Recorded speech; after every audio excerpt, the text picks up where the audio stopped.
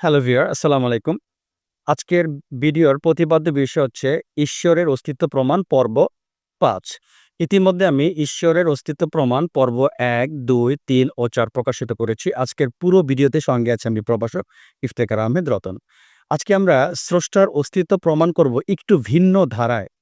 তো চলুন আমরা প্রথমে জেনে নিই আমাদের এই অস্তিত্ব নিয়ে।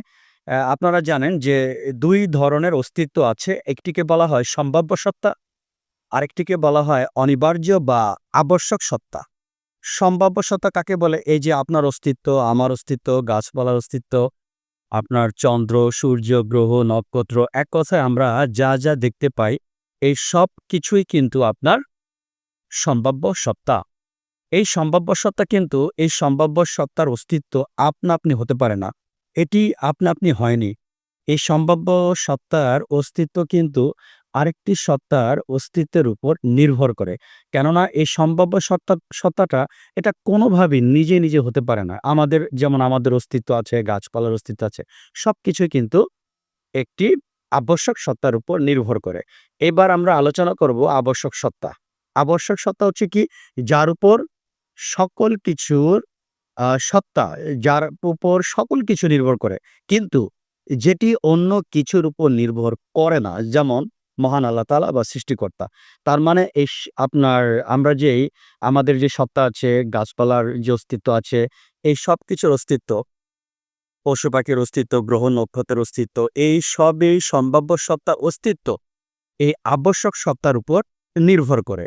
আবশ্যক সত্তা ছাড়া আপনার এই সম্ভাব্য সত্তার অস্তিত্ব কল্পনাই করা যেতে পারে না।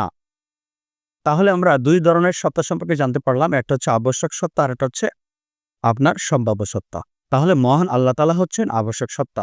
কিন্তু এই আবশ্যক সত্তা সে নিজের উপরেই নির্ভর করে, অন্য কোনো কিছুর অস্তিত্বের উপরে তার সত্তা নির্ভর করে না। এক্ষেত্রে বিখ্যাত মুসলিম দার্শনিক ইবনে সিনা বলেছেন যে, সম্ভাব্য সত্তার অস্তিত্ব কিন্তু সম্পূর্ণরূপে আবশ্যক সত্তার উপর নির্ভর করে। যেমন আপনারা জানেন বিখ্যাত দার্শনিক লেইবনিজ উনি একটা কথা বলেছেন, "কেন কিছু আছে? কেন কিছু আছে না থাকার বদলে, কেন কিছু আছে না থাকার বদলে এটি আপনার আবশ্যক সত্তার ইঙ্গিত করে। এটি আবশ্যক সত্তার চরিত্র বহন করে যে কেন কিছু আছে? এই পৃথিবীতে কেন কিছু আছে না থাকার বদলে এটি কিন্তু আবশ্যক সত্তার দিকে ইঙ্গিত করে। তার মানে আবশ্যক সত্তা আছে বিধায় কোনো কিছু আছে না থাকার বদলে।